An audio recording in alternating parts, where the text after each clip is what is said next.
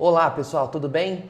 Hoje a gente vai começar a nossa primeira aula sobre geometria espacial, que é uma continuação da geometria plana, e já invadindo aí o espaço tridimensional. O espaço tridimensional é a parte da matemática que lida com três dimensões: comprimento, largura e profundidade. Então a gente vai estudar os sólidos geométricos a partir de agora. Então eu fico um convite para você, para antes de você seguir assistindo esse vídeo, retome. Se você ainda não fez, faça um resumo de novo com as principais fórmulas de área, tá? Áreas de figuras planas. Nós tivemos uma aula de áreas lá atrás. Então eu já vou pedir para você voltar e recapitular essas formulinhas de áreas, que é o que a gente mais vai usar assim da geometria plana aqui na geometria espacial. É bom lembrar também de outras coisinhas simples, como seno, cosseno e teorema de Pitágoras. Sabendo essas três coisas, área, seno, cosseno, tangente e teorema de Pitágoras, você tem assim, os principais conceitos, né, da geometria plana para você conseguir entender bem a geometria espacial. Bom, eu preparei uma apresentação aqui para mostrar para vocês com algumas figuras de maneira mais prática e mais rápida o que são essas figuras. Nós vamos estudar as primeiras, os prismas e os cilindros. Olha só, quando a gente fala de sólidos geométricos, a gente está falando então dessas figuras que possuem três dimensões: comprimento, altura e largura, ou comprimento, altura e profundidade, se você preferir. Aí tem todas essas daqui, ó. Essas daqui que tem cantos, vamos dizer assim, cantos pontudos, são chamadas de poliedros. O cubo, paralelepípedo, prisma, pirâmide e o tronco de pirâmide. Agora, essas que são formadas por superfícies curvas são chamadas de corpos redondos. O cilindro, o cone, a esfera e o tronco de cone. Nessa primeira aula, a gente vai estudar todos esses sólidos aqui, que são caracterizados por não afinarem na ponta. Esse sólido que você está vendo aqui, o prisma, vamos dizer assim que ele está numa posição meio que deitada. Se ele tivesse apoiado sobre essa face aqui, aí ficaria mais fácil de você perceber que ele não afina na ponta. Vamos começar primeiro com todos os poliedros e ver quais são as características deles, depois a gente passa para os cilindros. Olha só, os prismas são figuras como essa, que possuem duas faces de mesmo tamanho, de mesma área, só que em planos opostos e paralelos. Os vértices correspondentes são ligados por arestas, por essas linhas laterais aqui, e ao redor deles você sempre enxerga paralelogramos. Aqui você está vendo um paralelogramo, ó, lembra? Faces opostas, lados opostos iguais, né? E paralelos. Enfim, quando você desmonta um prisma, você sempre vai enxergar a figura da tampa e da base, e um monte de paralelogramos nas laterais, como você vê aqui. Se a figura da base for um pentágono, tiver 5 lados, então você vai ter 5 paralelogramos ao redor, e assim por diante, né? Há muitas embalagens do nosso dia a dia que tem esse formato mais ou menos. Sim, não esse aqui, né, desse prisma que você está vendo aqui no desenho, mas tem o formato de um prisma. Agora, é importante você tomar cuidado, porque lembra daquela primeira figura? Quando a gente tem um prisma, o prisma pode aparecer em várias posições. Ele pode aparecer desse jeito que você está vendo aqui, apoiado no polígono da base, ou ele pode aparecer apoiado em um dos paralelogramos laterais. Mesmo assim, a gente continua pensando nesse aqui como se fosse base. É um poliedro, é um prisma como esse, só que foi deitado. Então, se ele aparecer assim, mesmo que pareça que afine na ponta, a gente tem que entender que aqui é a base e lá do outro é a outra, ó. Ele está deitado. Agora, quando a gente vê algum prisma, a gente vai ter algumas estruturas importantes para nomear. Enfim, em primeiro lugar, a gente pode falar da base superior e a base inferior. Vamos dizer assim, a tampa de cima e a base que vai no chão. Agora, as linhas não são mais chamadas de segmentos, agora a gente chama de aresta. As arestas que fazem parte da base são chamadas de arestas da base. A distância entre as bases é o que dá a altura do prisma. Então, se ele estiver deitado, a altura dele vai ser a distância entre as bases, viu? E não essa daqui. É a distância entre essas figuras da base. As faces paralelogramas, vamos dizer assim, né, são chamadas de faces laterais e as arestas desses paralelogramas, os segmentos ali que delimitam eles, são chamados de arestas laterais. Agora, o segmento que liga um ponto de uma base ao ponto da base oposta, não passando por uma face, é chamado de diagonal do prisma. Agora, o nome dos prismas vai de acordo com a figura que tiver na base deles. Então, por exemplo, esse prisma aqui é um prisma de base triangular. Esse daqui é um prisma de base quadrada ou quadrangular, porque pode não ser um quadrado, né? Pode ser um quadrilátero qualquer. Esse aqui é um prisma de base pentagonal, esse daqui é um prisma de base hexagonal. Tem alguns tipos de prismas, ó. Vamos dizer assim, os prismas tortos e os prismas retos. Os prismas tortos são chamados de oblíquos. Nesse caso aqui é um prisma triangular oblíquo porque a base é um triângulo.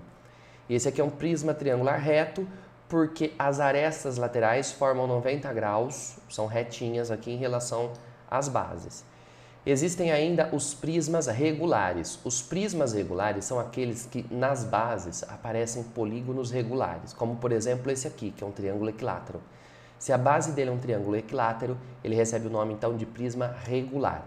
Prisma triangular regular. Se a base dele for um quadrado, prisma quadrangular regular. Se a base dele for um hexágono regular, com todos os lados e todos os ângulos internos iguais, prisma hexagonal regular. Sempre que falou regular é porque o polígono que está no chão, o polígono que está na base, é regular.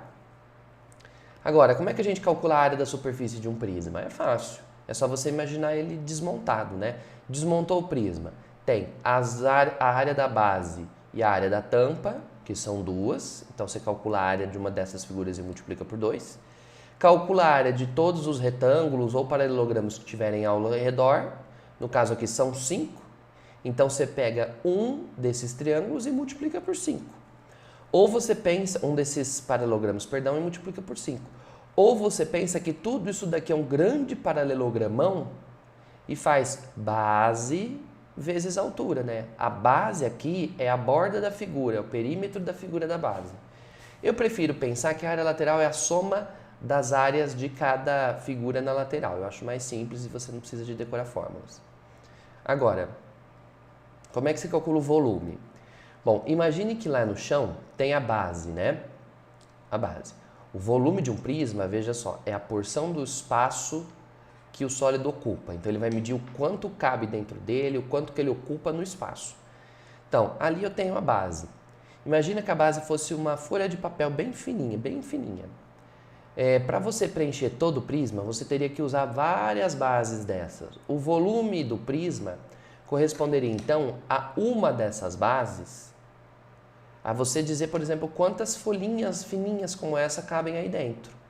Para dizer quantas folhinhas cabem dentro de um prisma, o que a gente faz é calcular a área de uma base e para descobrir quantas vão daqui de baixo até lá em cima, a gente multiplica pela altura. Então, o volume de um prisma é sempre calculado dessa maneira que você está vendo. A área da base vezes a altura. E isso não é só para prismas, isso é para todas as figuras que não afinam na ponta. Como os cilindros. Os cilindros vão ter o mesmo cálculo de volume, a área da base vezes a altura. Agora, existem alguns prismas especiais, que são os paralelepípedos. Repare nesse daqui, ó, todas as faces, inclusive da base, são paralelogramos. Esse aqui é um paralelogramo oblíquo, esse daqui é um paralelepípedo oblíquo, perdão, porque ele tem ali as arestas tortas, né, vamos dizer assim, em relação à base. Esse daqui é um paralelogramo reto, paralelepípedo reto, porque todas as bases formam 90 graus, as laterais formam 90 graus com as bases. Aí tem o paralelepípedo reto retângulo, em que todas as faces são retângulos, inclusive a tampa de cima e a de baixo. E existe ainda o paralelepípedo em que todas as faces são quadradas, que são os dados, sabe aquele dadinho? São os cubos. Todas as faces são quadrados, então todas as faces têm os mesmos lados, têm 90 graus e são todas congruentes, são todas iguaizinhas entre si. Olha lá, ó. O paralelepípedo reto retângulo também é chamado de bloco retangular, parecendo aquelas caixas de sapato, as caixinhas de leite, sabe? São todas figuras como essas daqui. Ele tem 3 medidas, comprimento, largura e altura.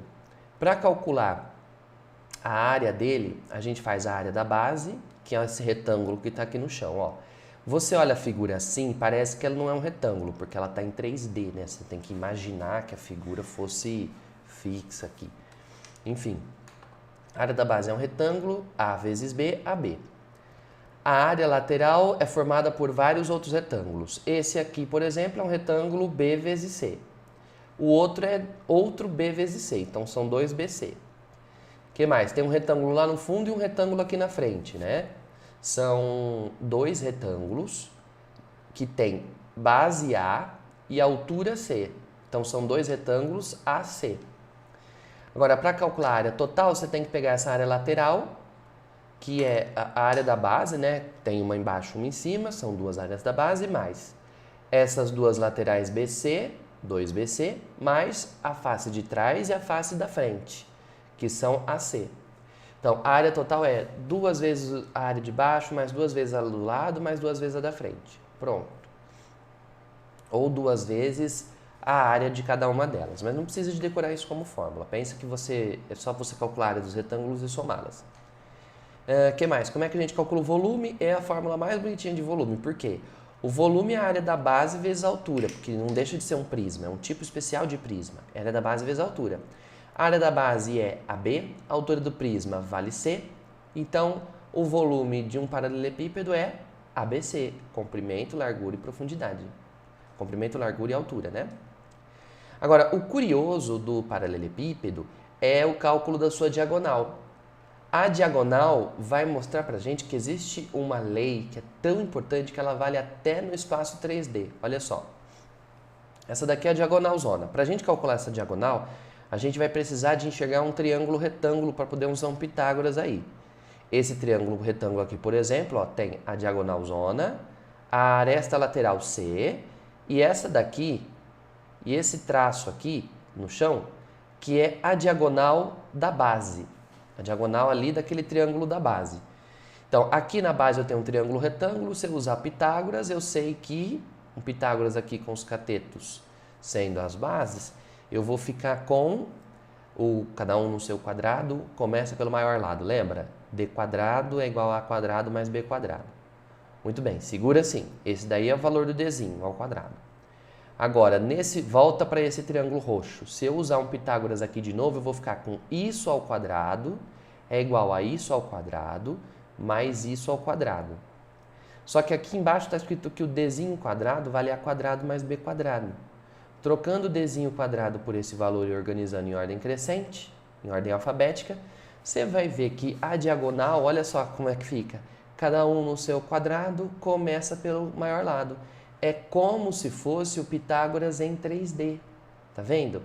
Lembra que o Pitágoras pega o maior lado que é a hipotenusa ao quadrado e ela dá igual à soma dos quadrados dos outros? No paralelepípedo também. A diagonal do paralelepípedo é a soma dos quadrados dos outros segmentos que formam, das outras arestas que formam o paralelepípedo. Agora, se isso tudo vale para o paralelepípedo, né? Vale também para o cubo.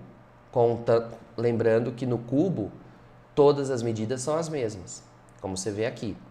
Então, para calcular a área da base, é a área de um quadrado de lado A vezes A quadrado. Então, a área lateral tem 1, 2, 3, 4. São 4 quadrados. 4 a quadrado. A área total vai ser 1 quadrado embaixo, mais 1 do lado, mais 1 atrás, mais 1 do outro, mais 1 na frente, mais 1 em cima. Contando. 1, 2, 3, 4, 5, 6. 6 quadrados, 6 a quadrado. Agora, o volume é a área da base vezes a altura. A área da base é A vezes A quadrado. A altura é A também, A quadrado vezes outro A dá A ao cubo. É por isso que o expoente 3 a gente chama de cubo, porque todo que você eleva ao cubo vira o volume de um cubo daquela aresta. A diagonal do cubo também pode ser calculado pelo Pitágoras 3D, como você viu agora há pouco. Ó, diagonal ao quadrado, você também pode fazer aquele esquema de achar a diagonal da base, etc. A diagonal do quadrado, para quem não lembra, é A raiz de 2, lado raiz de 2, lembra? Diagonal do quadrado é lado raiz de 2. A diagonal do cubo, quando você faz o Pitágoras, você vai ficar com Dzão quadrado igual a Azinho quadrado mais diagonal da face ao quadrado. Elevou tudo ao quadrado, ó, vai dar 1 mais 2, 3a's quadrados, passou a raiz quadrada. O a quadrado tem o poder de sair da raiz, a diagonal vai ser lado raiz de 3. Então, olha que curioso. A diagonal do quadrado é aresta raiz de 2. A diagonal do cubo é aresta raiz de 3, porque são 3 dimensões. Tá vendo? Em resumo, então, para qualquer prisma, a área total da superfície são 2 áreas da base mais as áreas ao redor das laterais. O volume é área da base vezes a altura. As unidades de volume, turma, podem ser dessas daqui que você está vendo, eu vou comentar com você nos exercícios.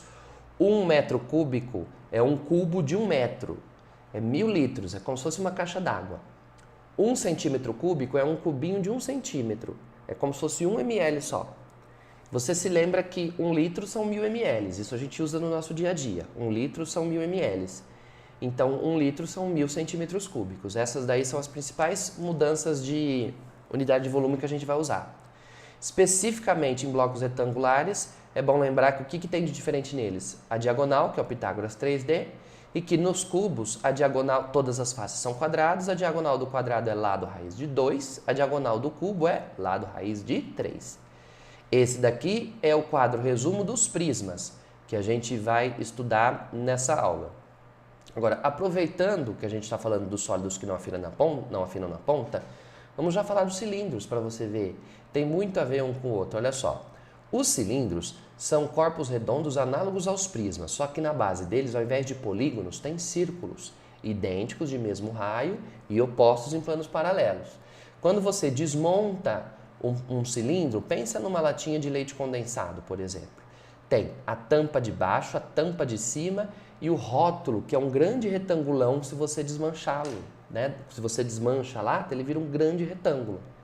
Então, os cilindros, lembra que os prismas têm uma figura embaixo, uma figura em cima e um monte de retangulinhos ao redor?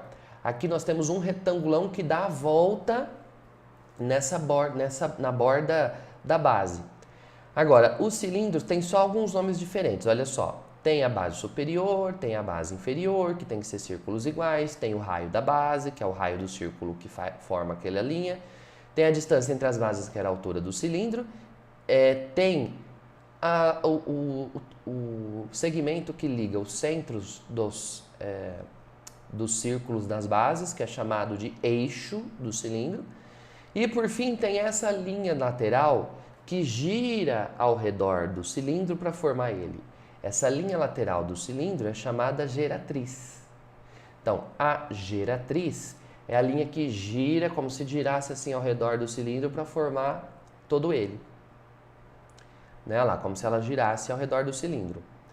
Agora, também há alguns tipos. Esse cilindro meio tortinho é o oblíquo. Um cilindro onde o eixo faz 90 graus com a base é chamado cilindro reto ou de revolução.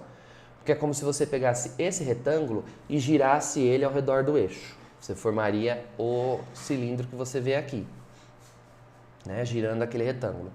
E por último existe o cilindro equilátero, que é o cilindro que quando você corta ao meio, a figura que você observa é um quadrado. Quando você corta ali, passa um corte, como se você fizesse uma faca. Imagina um pedacinho de palmito que você corta ao meio, você observaria um quadrado. Ou seja, a altura dele é igual ao diâmetro da base, o dobro do raio. Certo? Agora, como é que a gente faz para calcular a área da superfície? Veja só. Primeiro, tem 2 bases. Isso daí é como no cilindro. Agora, é como nos prismas. Se você desmontasse, imagina que você passasse a tesoura por aqui, ó. Uma base você desmonta para baixo, a outra desmonta para cima, né? Uma para cima, outra para baixo. E esse rótulo, ele acaba desenrolando e virando um grande retângulo. Mas se você enrolar, ele tem que encaixar certinho na borda da circunferência, não é? Enfim, é como se você fizesse um piquezinho aqui na circunferência da base e ele... Olha lá, 2 vezes a área da base mais a área lateral. Aí a área lateral que vai ser diferente, ó. A área da base é a área de um círculo, πr quadrado. Agora, como é que você vai calcular a área desse retângulo? Bom, a altura desse retângulo é a mesma altura do cilindro, ok. Mas a base dele que é interessante da gente ver. Veja só, se você fizesse um piquezinho aqui, A gente podia pegar, vamos pensar assim, que é um araminho que forma essa base, ó. Faz um cortezinho aqui, e esse cortezinho, ele ia se desmanchando até preencher todo o lado desse retângulo, tá vendo, ó? A hora que você enrola o retângulo na base, ele dá a volta na base inteira, certo? Então, essa borda maior do retângulo é como se fosse a borda da circunferência. A borda da circunferência é 2πr. Então, a área desse retângulo seria a base dele, que é 2πr, vezes a altura dele, que é a mesma altura do cilindro. Né? 2πrh. Opa, 2πrh. 2πr é a borda da base, hzinho é a altura aí do cilindro. Agora, como é que a gente faz para calcular o volume? Assim como nos prismas, a gente calcula a área de uma base e vai calculando quantas bases iguais cabem até chegar na tampa de cima. Para descobrir quantas áreas dessa base cabem lá dentro, basta você fazer a área de uma base e multiplicar pela altura do cilindro. Afinal, como eu já tinha te adiantado, a área, o volume de qualquer sólido que não afina na ponta é dado sempre pela área da base vezes a altura dele, que é a distância entre as bases, né? No caso aqui tem essa formulinha, mas é só você lembrar, a área da base é sempre um círculo vezes a altura. Em resumo, então, num cilindro, a área total é o dobro da área da base mais a área lateral e o volume é a área da base vezes a altura do cilindro. A área da base, tanto na área quanto no volume, é a área de um círculo πr². Especificamente a área lateral é a famosa 2πrh, 2π vezes r vezes h, né? E é bom lembrar também as unidades aqui de volume. Com isso, a gente vai já para os exercícios, para resolver os exercícios da sua apostila. Muito bem, vamos então seguir para a página 74 lá da sua apostila número 1. Gente, nós vamos começar resolvendo esses exercícios aqui na ordem que eu selecionei, e aí os demais você pode tentar fazer. De qualquer forma, a gente comenta eles na aula presencial, na aula ao vivo que a gente vai ter quinta-feira, tá bom? Então eu vou resolver aqui alguns para você se inteirar do assunto, e os demais você tenta fazer sozinho, tenta fazer sozinha até semana que vem para a gente tirar a dúvida na quinta-feira. Muito bem, olha só, esse daqui era do Enem 2019. Um mestre de obras deseja construir uma laje com espessura de 5 centímetros. Essa espessura de 5 centímetros é como se fosse a altura, né, da laje. Vamos dizer que é a altura da laje. Usando concreto usinado, conforme as dimensões do projeto dadas na figura. O concreto para fazer a laje será fornecido por uma usina que utiliza caminhões de capacidades máximas de 2 metros cúbicos, 5 metros cúbicos e 10 metros cúbicos de concreto. Então, em cada caminhão cabem ou 2, ou 5, ou 10 metros cúbicos de concreto. Gente, provavelmente ele vai pedir quantos caminhões ele vai precisar de usar para essa laje. Para calcular o quanto cabe na laje, nós vamos ter que calcular o volume dela. Isso daqui que você está vendo é como se fosse a vista superior. A laje em si é como se ela tivesse uma alturinha aqui, ó, de 5 centímetros, né? Ó. É como se fosse um bloquinho assim, ó, com essa alturazinha aqui, né? A laje. Muito bem. Ele quer saber qual é a menor quantidade de caminhões, utilizando as suas capacidades máximas, que o mestre de obras deverá pedir à usina de concreto para fazer a laje. Muito bem. Como eu previa, a gente vai ter que calcular o volume de concreto necessário. Então, a gente precisa de calcular o volume dessa laje. Entretanto, para calcular o volume dessa laje, observe que os caminhões estão o que cabe nos caminhões está dado em metro cúbico. Então, nós vamos ter que calcular essa área também, o volume também em metro cúbico. Para cair em metro cúbico, a gente precisa de usar todas as medidas em metro, inclusive a altura. Então, olha só, a altura desse bloco, vamos dizer assim, né? Essa profundidade aqui da laje seria de 5 centímetros, segundo o enunciado. Mais 5 centímetros são 0,05 metros. Centímetros, é como se fossem centavos. Então, para calcular o volume, nós vamos ter que calcular a área da base vezes a altura. Porque isso daqui vai formar uma espécie de prisma aí grandão de uma altura bem pequenininha. Agora, para a gente calcular a área dessa base, tá simples. É só você fatiar essa figura, ó. Aproveita essa linha tracejada e fecha aqui. Aqui nós temos um triângulo de base 3 e altura 5, então esse triângulo aqui, 3 vezes 5, tem 15 metros quadrados de área. Esse outro retângulo que a gente desce aqui é um triângulo de base 3 e altura 5 mais 2, 7. Então, a base é 3, a altura é 7, a área dele vai valer 3 vezes 7, 21.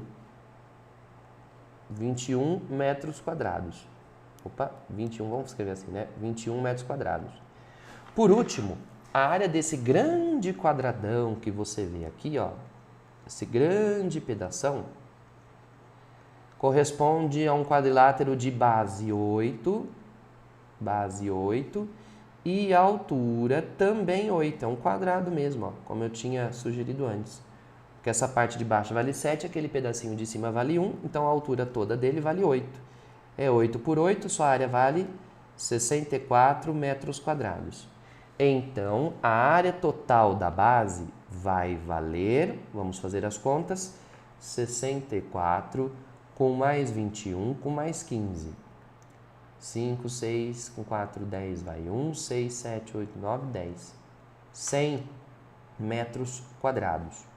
Então, a área vale 100 metros quadrados vezes a altura aqui seria essa distância entre as bases, né? Seria essa alturinha aqui de 5 centímetros, que vai formar a altura da laje, né? 5 centímetros, que são 0,05. Então, olha só, é 100 metros quadrados de área, 0,05 metros, que é a altura ali de 5 centímetros. Opa, agora que eu vi que vocês não estavam vendo, desculpem. Agora que eu percebi. 100 vezes 0,05 dá 5. 5 metros cúbicos. Agora, se ele vai precisar de 5 metros cúbicos, a menor quantidade de caminhões de concreto que ele vai precisar, tá fácil, né, gente? Como tem caminhões que cabem 5 metros cúbicos, a quantidade de metros cúbicos que ele vai precisar de caminhões é apenas um caminhão de 5 metros cúbicos. Prontinho. Agora, vamos para mais um exercício. Olha, vamos pular alguns para a gente fazer um exemplo de problema com cilindro. Eu vou aqui direto, então, para o exercício número 5. Veja só. Uma garrafa térmica tem o formato de cilindro circular reto, fundo plano e o diâmetro da base medindo 8. Parou. Se o diâmetro da base mede 8, é porque o raio da base vai medir 4. O raio da base mede 4 centímetros. Beleza. Ela está em pé sobre uma mesa e parte do suco no seu interior já foi consumido, sendo que o nível de suco está a 13 centímetros da base da garrafa. Então se a gente pensar, tem um tanto aqui de suco, ó, a 13 centímetros, então o suco pega o formato do cilindro de raio da base 4 e altura 13. Muito bem, aí ó, cilindrinho ali de suco. Tá.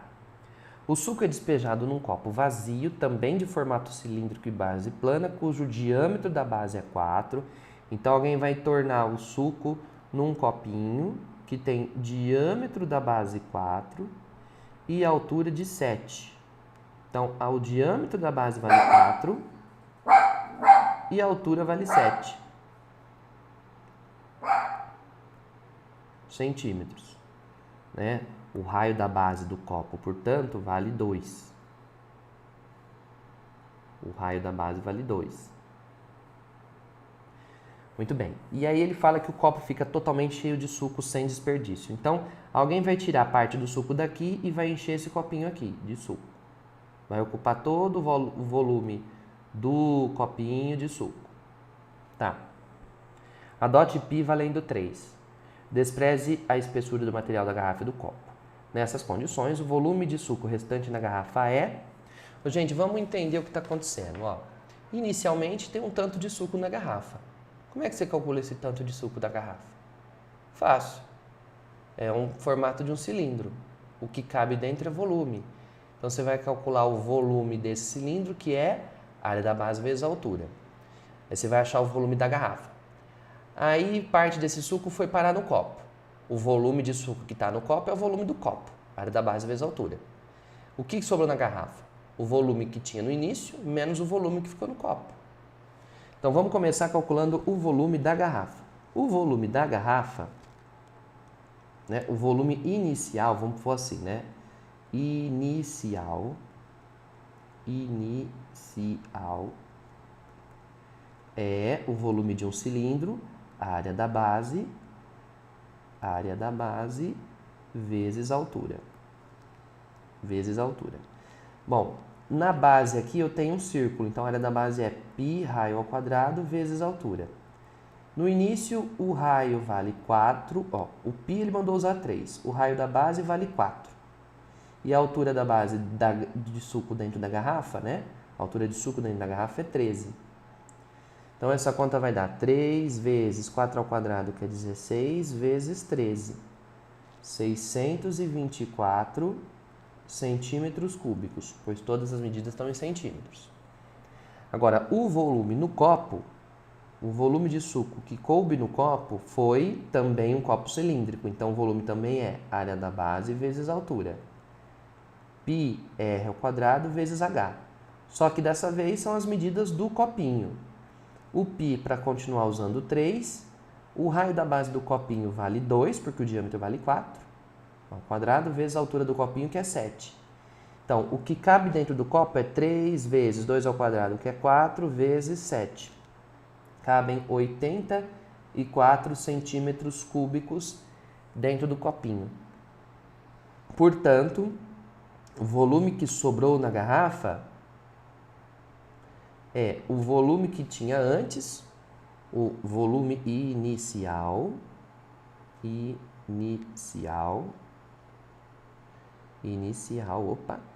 menos o volume do copo.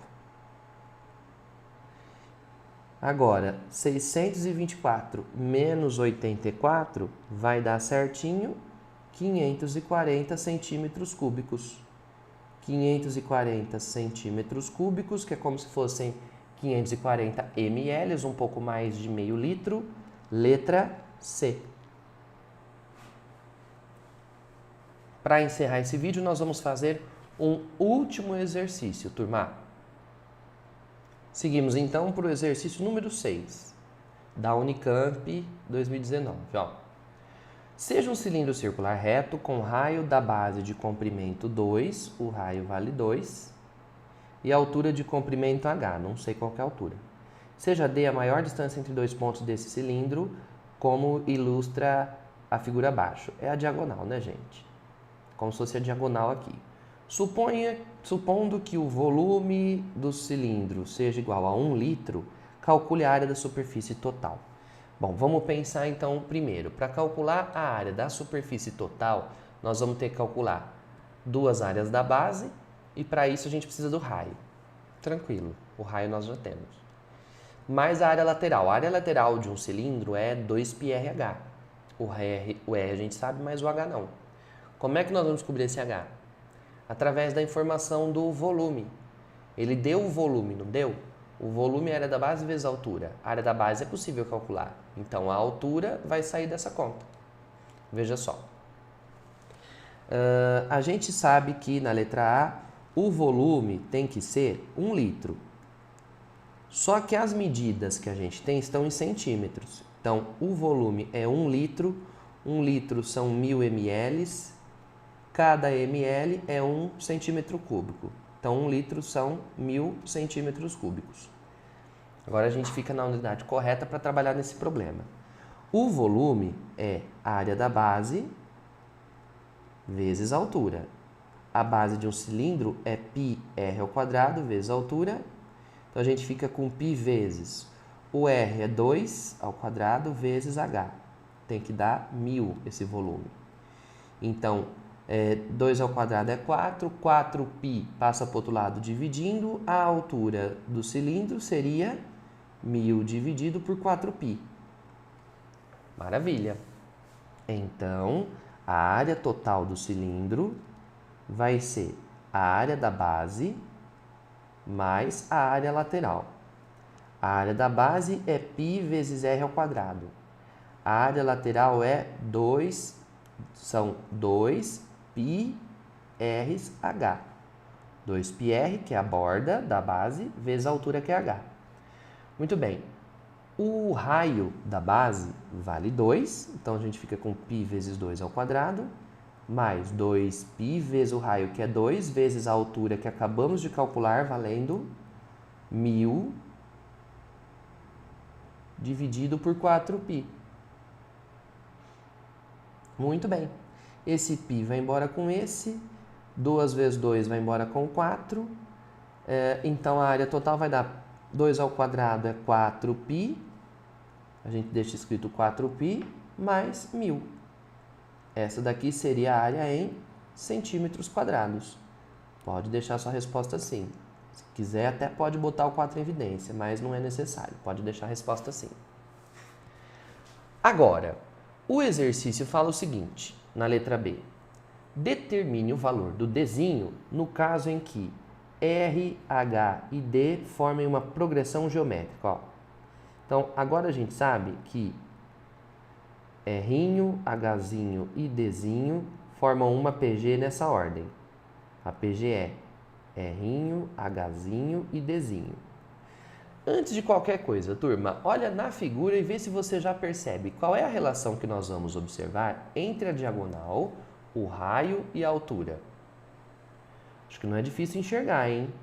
É que não está tão explícito porque ele não desenhou um raio para lá e um raio para cá. Lembra que toda vez que aparece círculo você tem que desenhar um raio bom?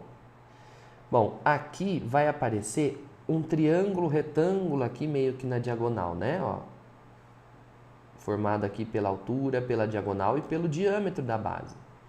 Nesse triângulo retângulo tem Pitágoras. Então, a gente vai poder afirmar com certeza que estão Pitágoras aí formado entre o D, o H e o dobro do raio aqui embaixo, que é o diâmetro da base. Então, eu vou escrever assim, ó. A primeira relação que a gente vai usar é Pitágoras na diagonal. Pitágoras na diagonal. Como é que vai ficar o Pitágoras na diagonal? Vai, caneta. Na diagonal, Pitágoras vai ficar assim. Cada um no seu quadrado, começa pelo maior lado. O maior lado naquele triângulo é a diagonal. Os outros lados são H. Opa, escorregou aqui. Os outros lados são H e 2R que está lá embaixo. Muito bem, vamos ver o que a gente faz agora com essas informações que nós temos aqui. Bom, aqui nós temos uma PG em que nós conhecemos esses três termos. A gente sabe que o raio da base vale 2. Então, a gente tem essa PG que é 2, H e D. Agora eu quero ver quem vai lembrar da PG, hein? Quando você tem três termos seguidos de uma PG, convém você olhar no termo central. Por quê? O termo central é a média geométrica dos seus vizinhos. O cara que está no meio, o termo do meio, o termo do meio é o produto de quem está atrás vezes quem está lá na frente com a raiz quadrada. Agora, eleva ao quadrado dos dois lados, você vai ver o que vai acontecer, ó. Você vai descobrir que h quadrado é igual a 2d. Esse que é o truque. Você lembrar que lá na PG, quando você mira no cara do meio, lembra desses truquezinhos, gente? A progressão aritmética, quem está no meio é a média aritmética. Na progressão aritmética, o cara do meio é a média aritmética dos vizinhos. Soma e divide. Já na progressão geométrica, ao invés de somar e dividir, você multiplica e faz a raiz. Agora, esse h quadrado é o h quadrado que apareceu aqui. h quadrado é 2d. Então, você vai ficar com d quadrado, que é o próprio d quadrado mesmo. O r valia 2. 2 vezes 2 dá 4 ao quadrado, 16. Então, você vai ficar com a equaçãozinha do segundo grau, ó. D quadrado menos 2d menos 16 igual a 0. E aí, você vai ter que resolver o Bhaskara. Vamos resolver o Bhaskara, vai? Delta vai dar b quadrado menos 4 vezes a vezes o c, que é menos 16. Então, o delta vai dar menos 4 vezes 16, vai dar 64. 64 com mais 4 dá 68. Então, o delta está dando 68. Então, a diagonal vai ser menos o b, que é menos 2, mais ou menos a raiz do delta, que é 68, tudo isso dividido por 2 vezes o a, que é 1. Então, vai dar 2 mais ou menos. Gente, 68 é 4 vezes 17. Pode fazer o teste. 4 vezes 17 vai dar 68 certinho. E por que é importante você enxergar o 68 como 4 vezes 17? Para simplificar essa raiz. Como 68 é 4 vezes 17, a raiz de 68 vai ser raiz de 4, que é 2 raiz de 17. Tudo isso dividido por 2. Então, dividindo todo mundo por 2, a diagonal vai ser 1 mais ou menos a raiz de 17. Como a diagonal tem que ser um número positivo, a conta negativa a gente descarta. Portanto, a diagonal, podemos anotar aqui que a diagonal vai ser 1 mais a raiz de 17, pois essa diagonal é um número positivo. Muito bem. Peço desculpas mais uma vez pelo vídeo um pouquinho longo e conto com a colaboração de vocês para tentar fazer aí os exercícios, os demais exercícios de sala. Tem exercício aí que é só usar raciocínio, tá? Você vai quebrar um pouquinho a cabeça, você nem vai precisar de fazer conta. E nos demais você vê o que você pode fazer. Você vai ver que o grande lance é aprender a enxergar Pitágoras escondidos nos probleminhas, tá bom? Muito obrigado pela sua atenção e pela sua audiência nesse vídeo. A gente se vê no próximo, quinta-feira, ao vivo. Tchau, tchau!